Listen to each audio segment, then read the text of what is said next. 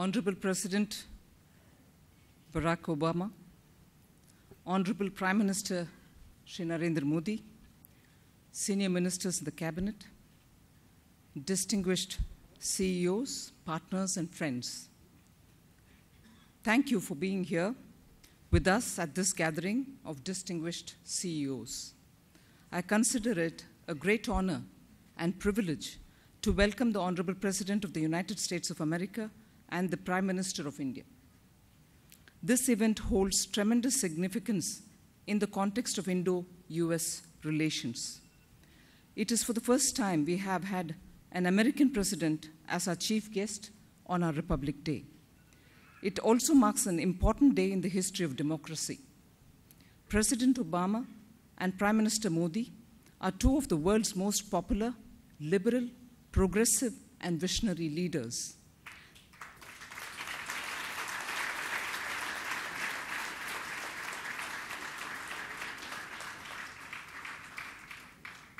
They have both boldly and courageously pushed against obsolete conventions with a level of conviction that is rarely seen in modern governance. As a result, both have achieved what many thought was impossible.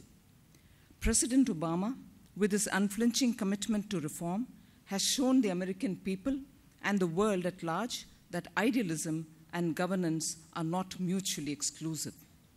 We have watched with admiration from afar as he launched the healthcare and welfare reforms that he believed were vital for the well-being of the American people.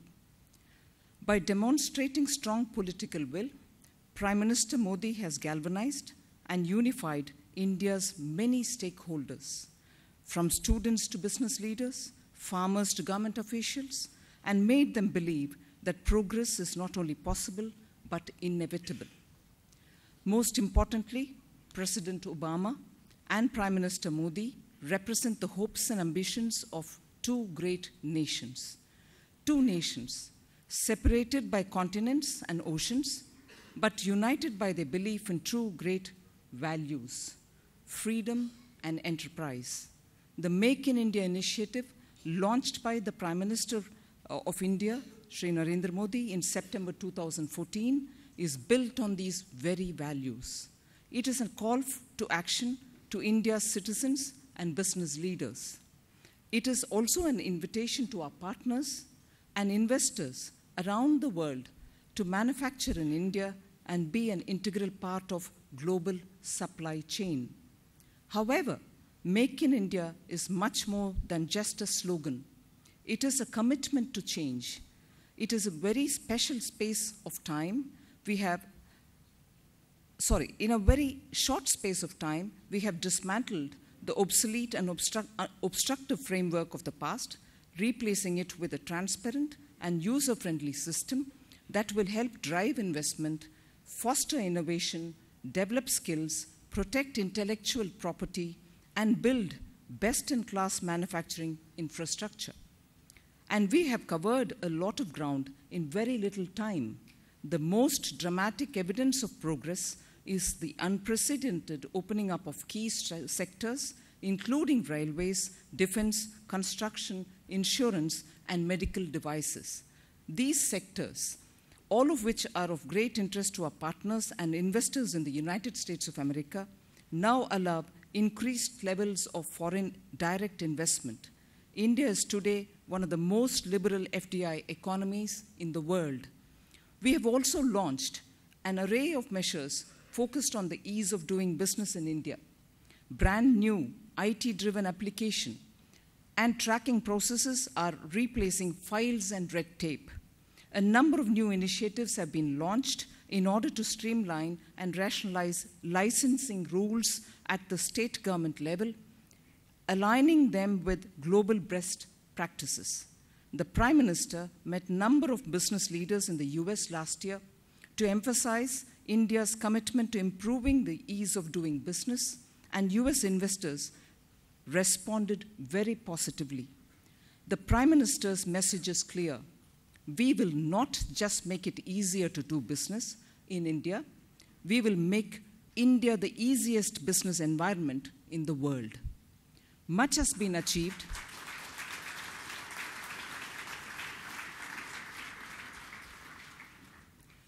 Much has been achieved, but this is only the first step.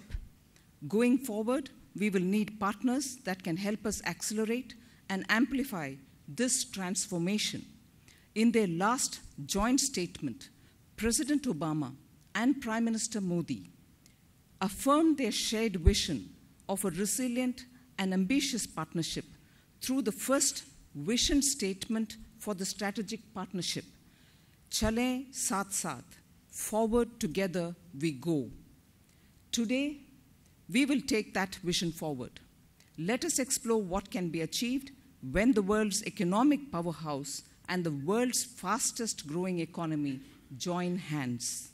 I now invite Shri Narendra Modi, Honorable Prime Minister of India, to kindly deliver his address.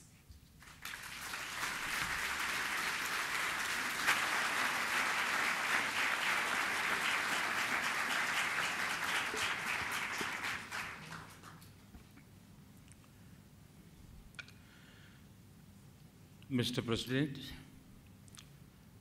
distinguished guests, my heartiest greetings on Republic Day. I'm deeply honored to do so as the first Prime Minister born in free India.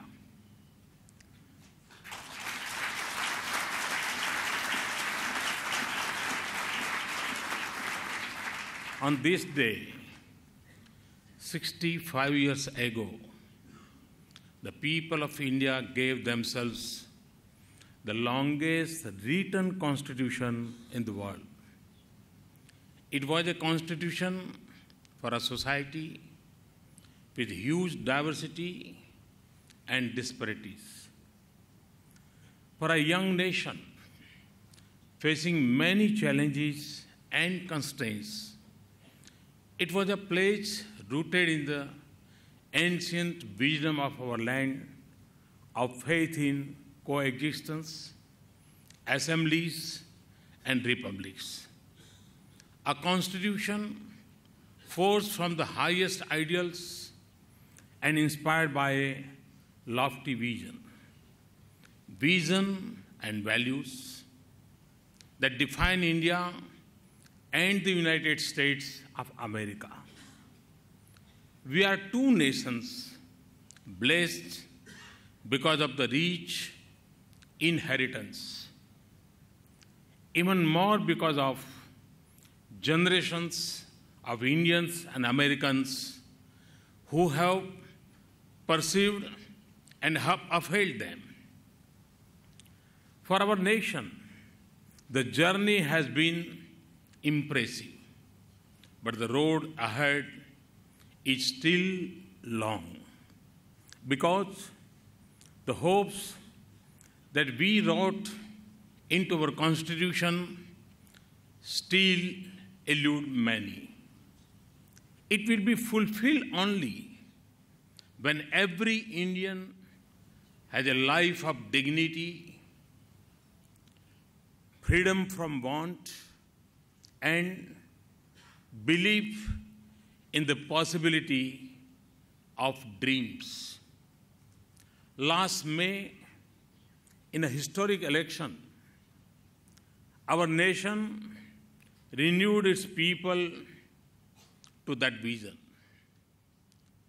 In the past 8 months, we have worked tirelessly to fulfill the mandate not just to increase our economic growth, it is also to transform the quality of life of our people and preserve the gifts of Mother Nature.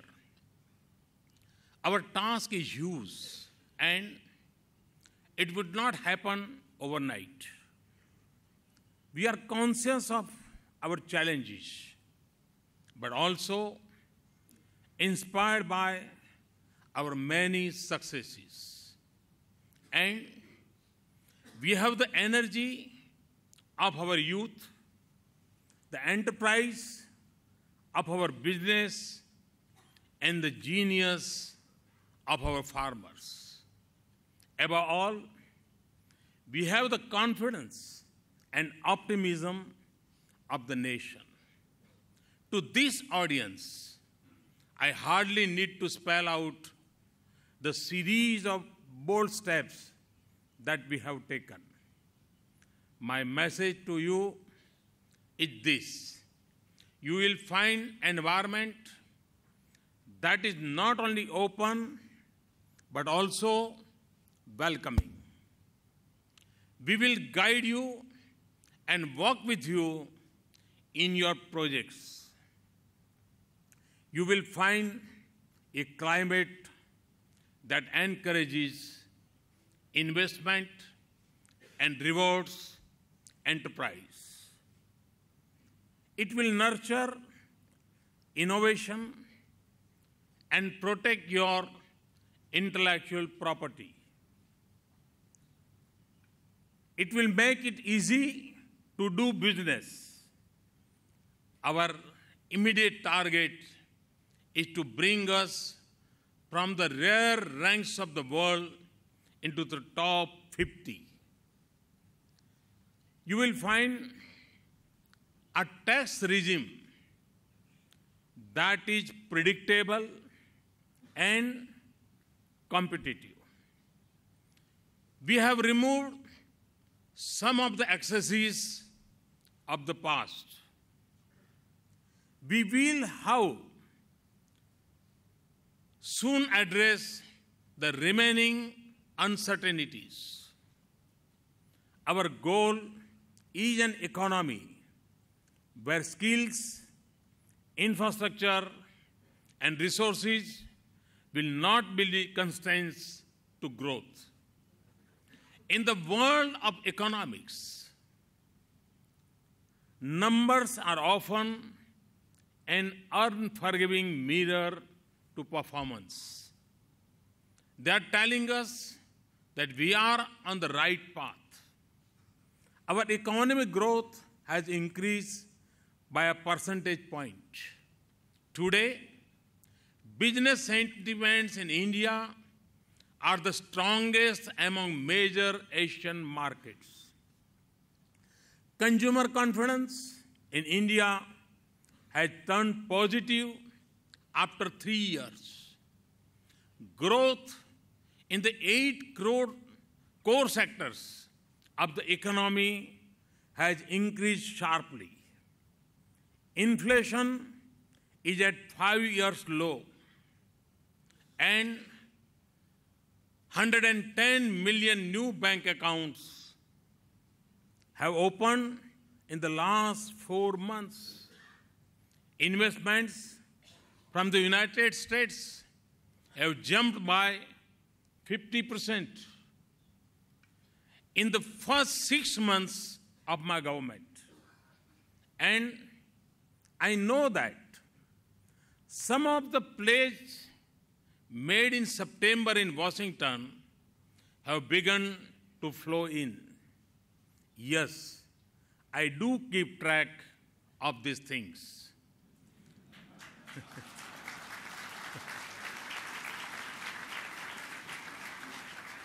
The scale of our dream is vast.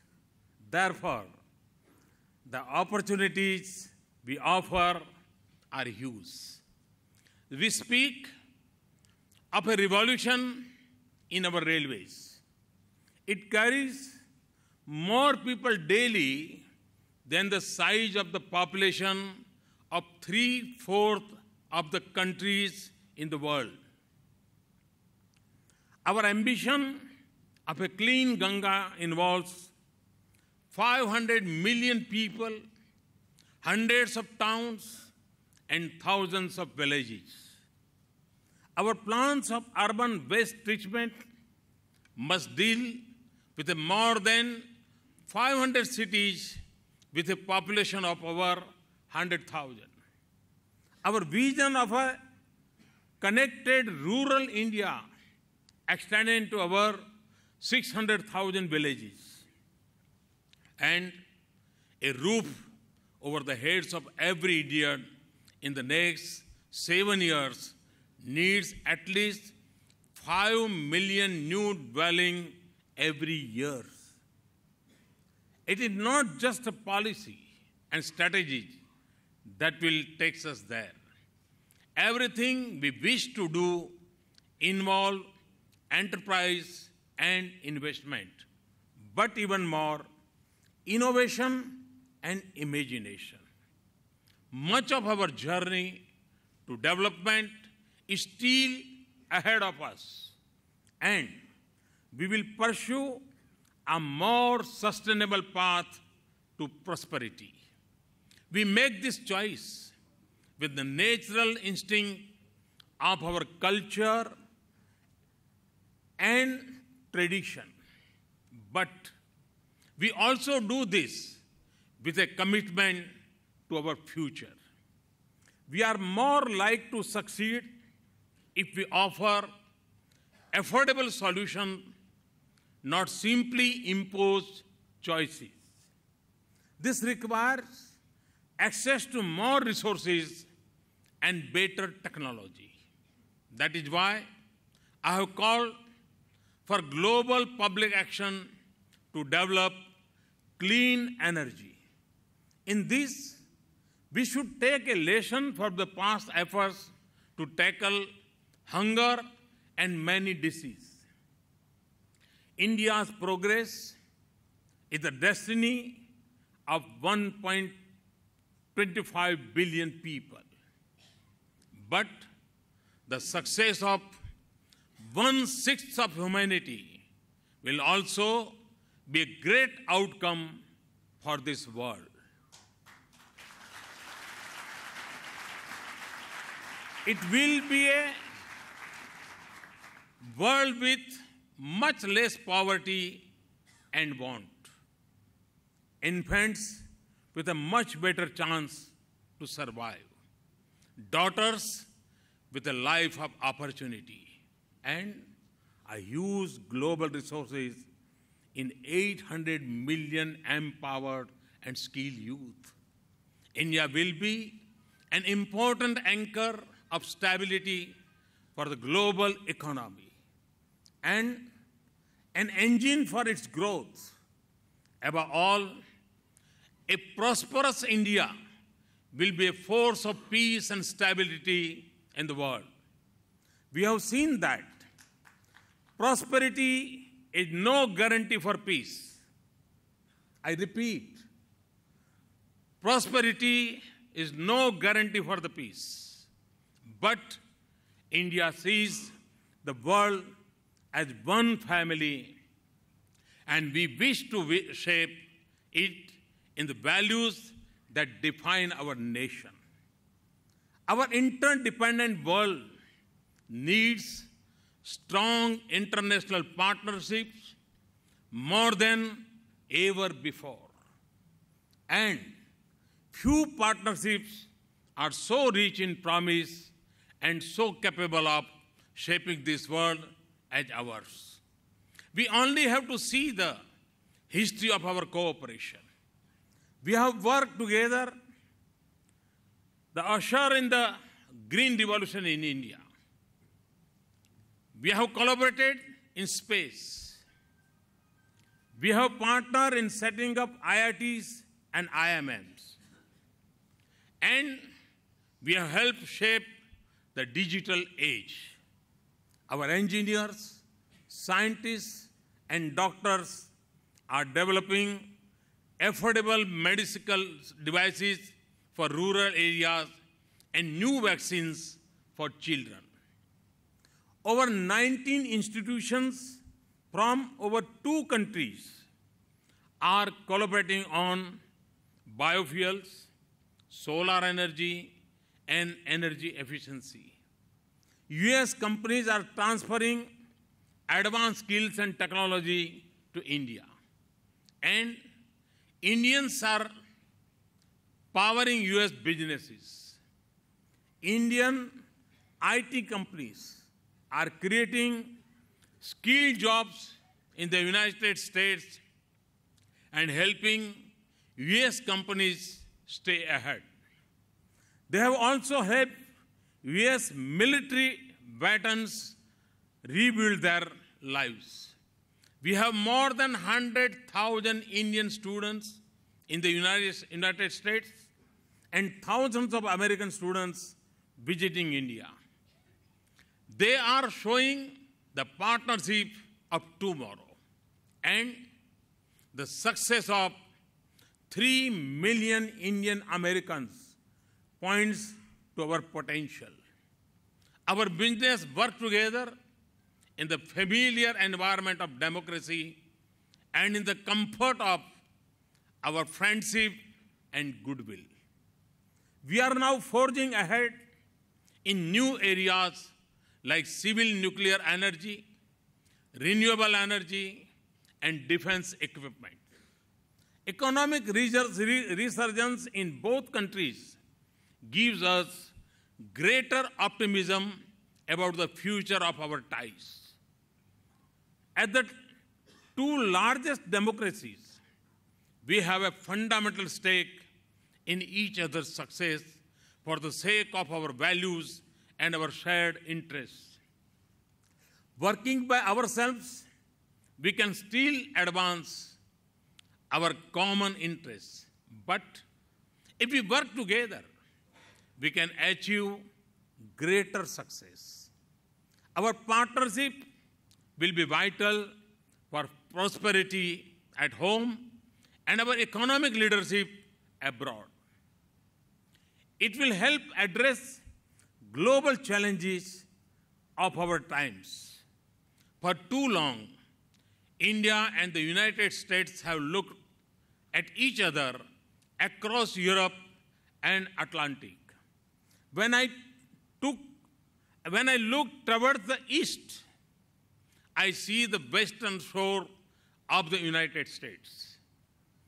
That tells us that we belong to the same vast region. It is a region of great dynamism, but also many unsettled questions. Its future will be vital for our two countries and the destiny of this world. And our relationship will be indispensable in shaping its course. In the strength of our partnership, I see a greater chance for a world united in shared pursuits and common purposes. Quite simply, the joint hands of India and the United States will make this world a better place for all. This morning, America joined us in friendship to celebrate our shared values. This evening, we have come together in a shared commitment to our future. With your leadership, Mr. President, and with the support of our gifted people, we will turn our commitments into concrete action.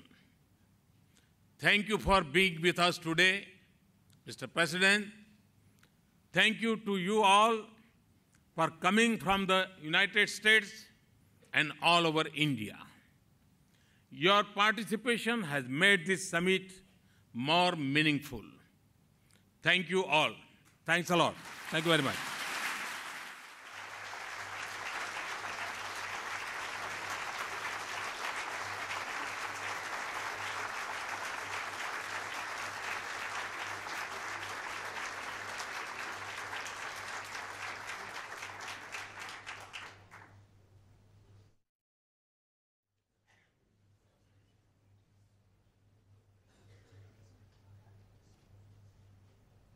Invite the President of the United States of America, Mr. Barack Obama, to kindly deliver his address.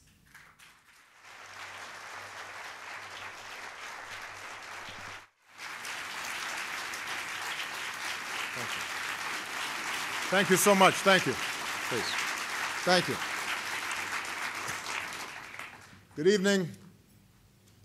Thank you so much, Madam Minister, for not only the introduction, but for the work that you're doing every day to bring our two countries closer together.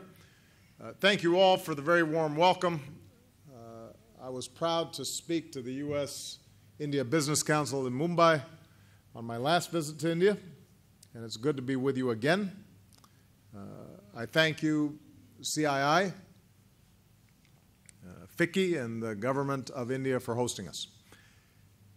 I'm pleased to be joined on this visit by leaders from my administration who are dedicated to expanding the trade and investment between our two countries, and I just want to mention them briefly. Our Secretary of Commerce, Penny Pritzker, the Administrator of the U.S. Agency for International Development, Raj Shah, the President and CEO of our Overseas Private Investment Corporation, Elizabeth Littlefield, and the Director of the U.S. Trade and Development Agency, Lee Zack. Prime Minister Modi, I want to thank you again, both for your invitation to join you on this incredible Republic Day and the wonderful hospitality that you've shown me over the past 2 days.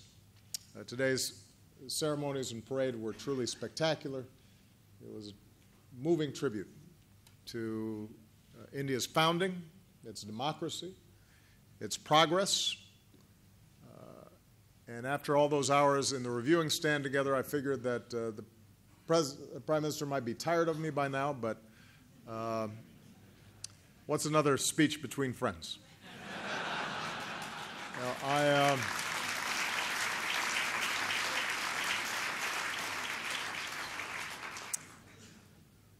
I will not, by the way, ride a motorcycle today after watching those incredible acrobats. As I said yesterday, even as this visit is rich with symbolism, it's also a visit of great substance. We're advancing the vision that I laid out on my last visit. India and the United States as true global partners. And a core element of this vision is greater trade, investment, and economic partnership. Our two business communities, all of you, have been some of the strongest champions for a closer relationship, and I want to thank you for your commitment. You understand better than anybody that in our globalized world, the fortunes of the United States and the fortunes of India are inextricably linked. We can grow and we can prosper together and establish a set of global norms in terms of how business is done that will benefit not just our two countries, but people around the world. And when I spoke to you on my last visit, I pledged to broaden and deepen our economic ties, and that's what we've done. In the last few years, we've increased trade between our countries by some 60%. Today, it's nearly $100 billion a year, which is a record high. And this is a win-win. It's a win for America and our workers because U.S. exports to India are up nearly 35%, and those exports support about 170,000 well-paying American jobs. At the same time, Indian investment in our country is growing as well. And those Indian investments are supporting jobs across America. You've got high-tech jobs in upstate New York, manufacturing jobs in North Carolina, engineering jobs in places like Michigan and Ohio. And our growing trade is a win for India because increased U.S. exports and investment here mean more American-made planes flying passengers on India's airlines all over the world, more American-made turbines generating the energy India needs to continue with its growth, more American-made machinery upgrading India's infrastructure. And because we've made it easier for foreign companies to sell and invest in America, India's exports to the United States are also increasing. And that means more jobs and opportunities here in India. In the end, that's the purpose of trade and investment, to deliver a better life for our people. And both Indian and American workers are and can benefit even more in the future from close ties between our two countries. So we're moving in the right direction. I want to thank everybody here for the progress that we've achieved together. Now, that said, we all know that the U.S.-India economic relationship is also defined by so much untapped potential. Of all America's imports from the world, about 2% come from India. Of all of America's exports to the world, just over 1% go to India. 1%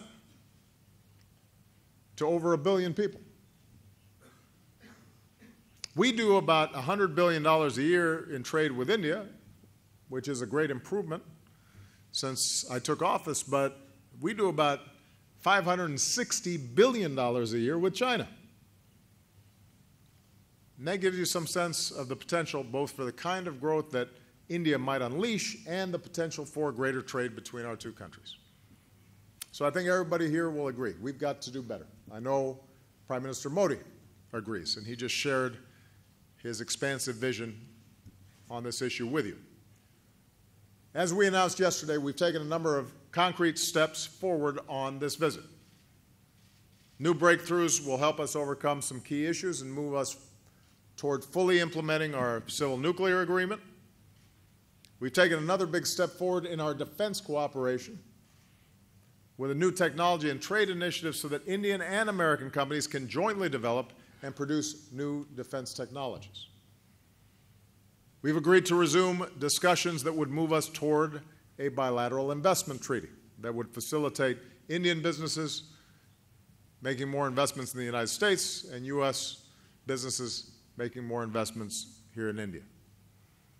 And we've agreed to step up our efforts with a new high-level U.S.-India strategic and commercial dialogue to make sure we're taking concrete steps that build on our progress so that when two leaders share a vision and make agreements, we know that our agencies, our bureaucracies will follow through aggressively, and we can hold them accountable.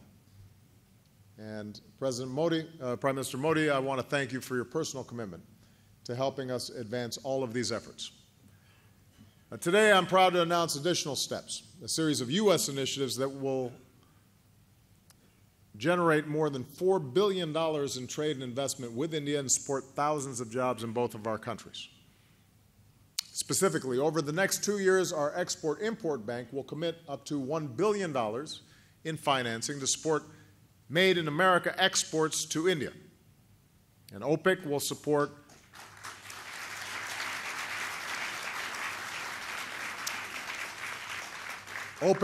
lending to small and medium businesses across India that we anticipate will ultimately result in more than $1 billion in loans in underserved rural and urban markets. And our U.S. Trade and Development Agency will aim to leverage nearly $2 billion in investments in renewable energy in India.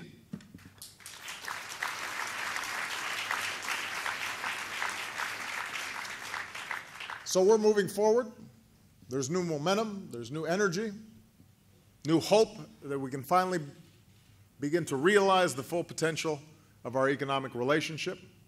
And I want to close by suggesting several specific areas where we need to focus.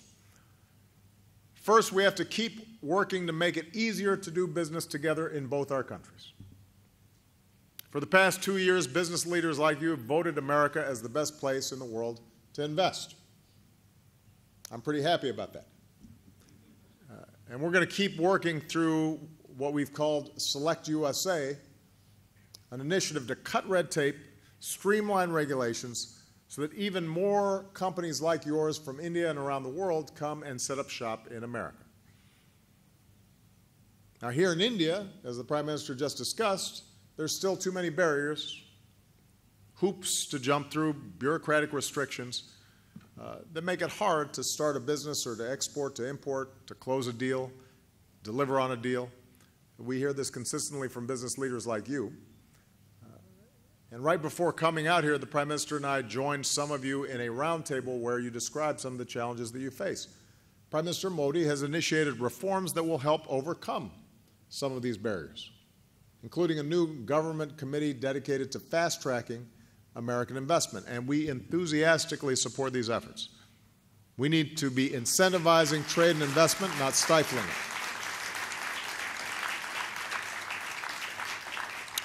We need to be fostering a business environment that's more transparent and more consistent and more predictable.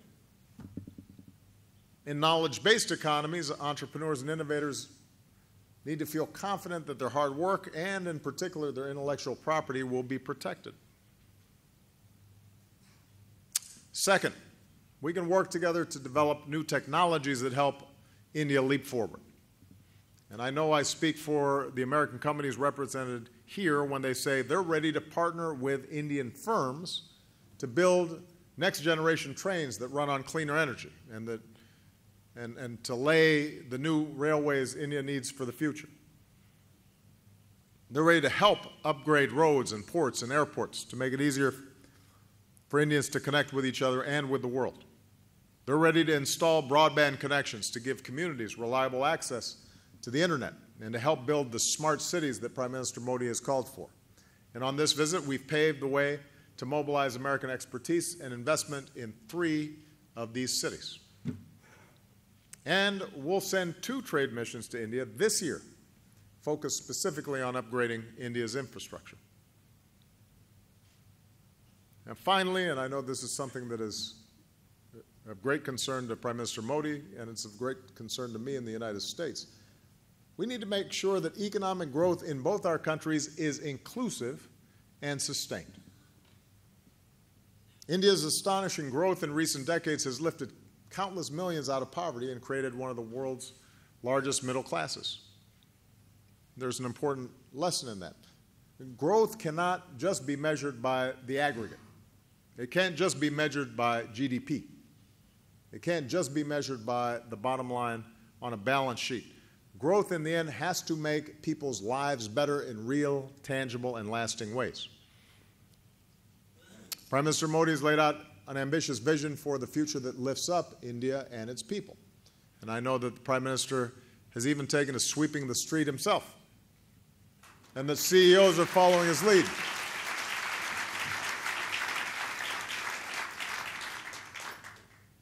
We might have to try that in the United States. The United States is ready to work with you to help every home and business in India have reliable access to electricity, so more families can share in India's progress. And as we announced yesterday, we want to support India's goal of expanding solar energy, help improve air quality in India's cities, and expand access to clean water. There's good business sense, by the way, in being environmentally sound. And one of the great potentials for India and one of the necessities for the world is that we find ways to lift people out of poverty and provide them power in ways that are sustainable and allow you to leapfrog over some of the dirty development strategies of the past directly into the clean strategies of the future. As you work to give every Indian household a bank account, American companies are ready to help to make sure these accounts can help Indians in their day-to-day lives by digitalizing retail transactions. As we grow, we have to do it responsibly and stay true to our values and uphold basic standards and rule of law. We have to keep striving to protect the rights of our workers, to make sure that our supply chains are sourced responsibly. Today, I'm also proud to announce a new public-private partnership to help millions of proud Indian Americans directly invest in India's future.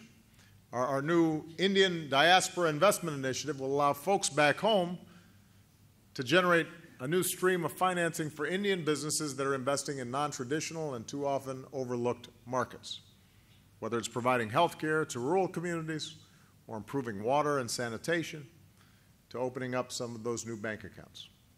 And this can be another spark in India's economic engine. I know from talking with so many Indian Americans that they are very excited about this opportunity. They're ready to do even more to help unleash India's success. And it's just one more example of how much we can achieve, how much more good we can do if we keep working together as governments and as business and as citizens. Let's make it possible for a young woman in a rural village to start a business with a partner in America that will change both their lives.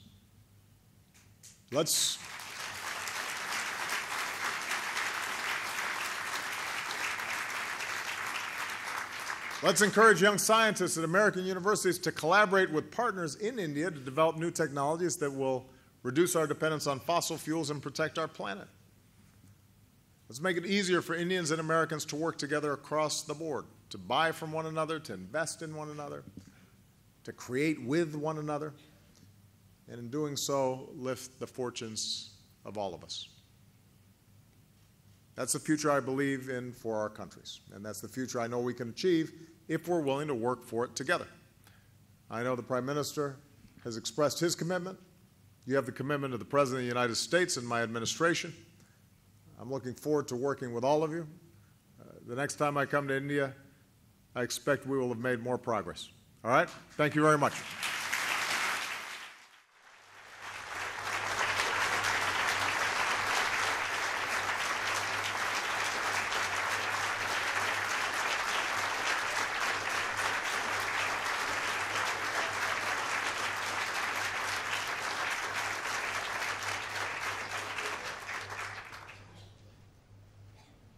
President Obama, Honorable Prime Minister Modi, senior ministers, distinguished CEOs, partners, and friends, I would like to express my heartfelt thanks to the two most inspiring, progressive, and visionary leaders of the world for being with us on this unique occasion.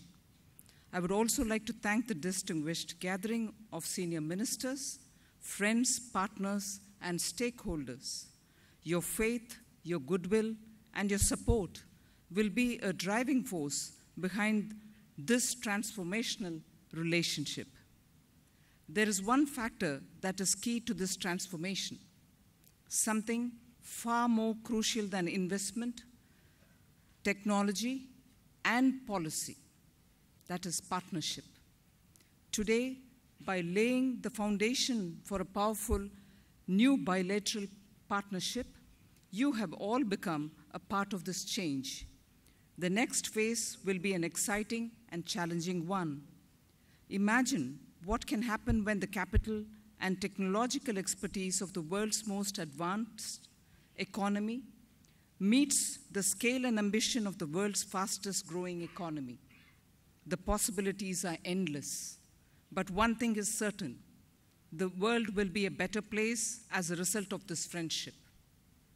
We are fortunate to have two of the world's most inspiring, progressive, liberal, and visionary leaders together. Prime Minister Modi and President Obama, we thank you for your participation. Partners,